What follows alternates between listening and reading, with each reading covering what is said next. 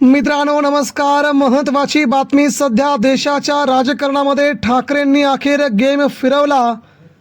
ममता बॅनर्जी यांच्यासह महाराष्ट्राच्या राजकारणामध्ये सगळ्यात मोठी राजकीय घडामोड. मोठ्या उलथापालथीची दिल्लीत सर्वात मोठी चौकशी. बंडखोर खासदार अखेर कायमचे बाद. मित्रांनो सविस्तर अपडेट. देशाच्या राजकारणामध्ये आता वेगवेगळ्या घडामोडी घडण्यास सुरुवात झाली आहे.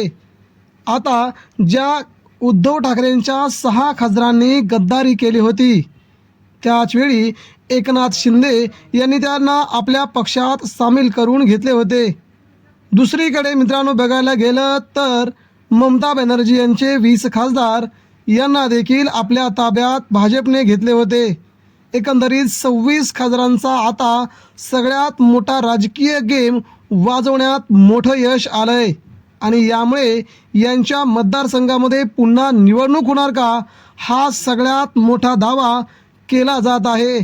मित्रांनो नेमकी बातमी काय आहे आणि पुढच्या 2 मिनिटांमध्ये केंद्रात भाजपला आणि शिंदे सेनेला कोणता बसला मोठा झटका जाणून घेऊया.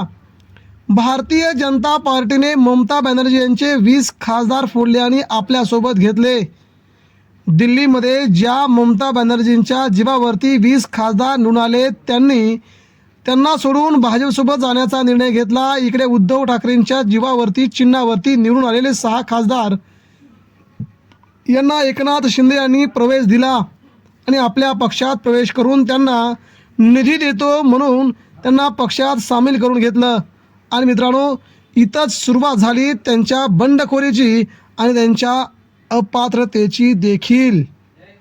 काही दिवसांपूर्वी शिवसेना ठाकरे गटात मोठी फूट पडली. 9 पैकी 6 खासदारांनी शिवसेना ठाकरे गटातून बंडखोरी केली. मात्र आता एक मोठी बातमी समोर आली असून या खासदारांची धाकधूक आता प्रचंड वाढली असून आपली खासदारकी जाणार या भीतीने खासदार माघारी फिरणार का, हा सगळ्यात मोठा सवाल सध्या विचारला जात होता. ममता बॅनर्जी मात्र या 20 खासदारांना आपल्या पक्षात पुन्हा घ्यायला तयार नाही.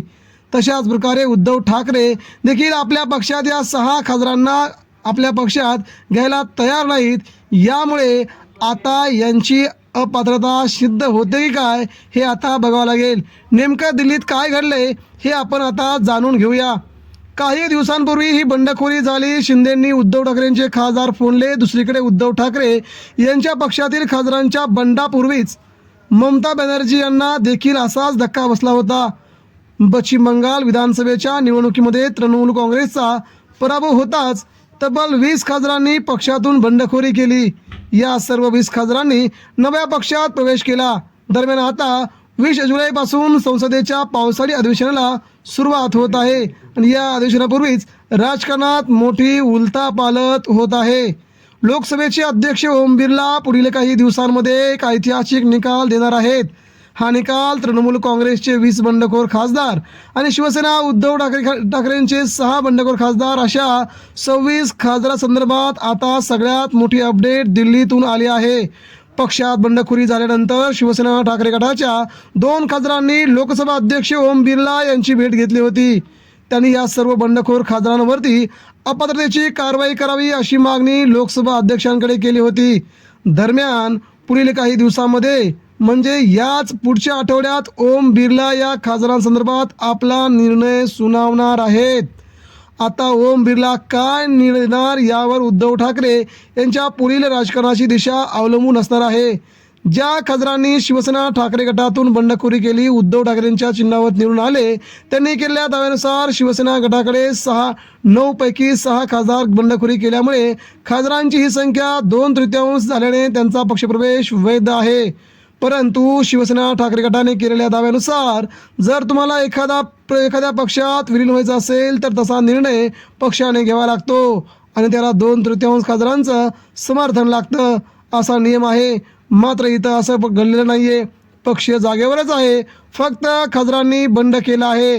त्यामुळे या खासदारांवरती अपात्रतेची कारवाई करावी अशी मागणी शिवसेना उद्धव ठाकरे गटाकडून लोकसभा अध्यक्ष ओम बिर्ला यांच्याकडे केली आहे. संविधानाच्या 10व्या अनुच्छेदानुसार पक्षांतर्गत बंदी कायद्यानुसार अध्यक्षांचा निर्णय सर्वोच्च असतो. त्याला सर्वोच्च न्यायालयात आता आव्हान देता येत नाही. त्यामुळे या प्रकरणात आता लोकसभा अध्यक्ष ओम बिर्ला यांना अंतिम निर्णय घ्यावा लागेल. ओम बिर्ला काय निर्णय घेणार यावरच या दोन्ही पक्षाचं भवितव्य काय असणार हे ठरणार आहे.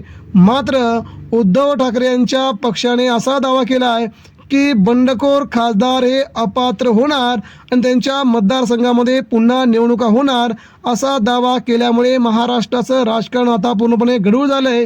नेमका ओम बिर्ला कोणता निकाल देतात याकडे देशाचं राज्याचं लक्ष लागलं आहे. मित्रांनो, पुढील 8 दिवसामध्ये हा निकाल येईल जाईल आणि शिंदे सेनेला किंवा उद्धव ठाकरेंना कोणाला धक्का बसतो ते बघावं लागेल. धन्यवाद.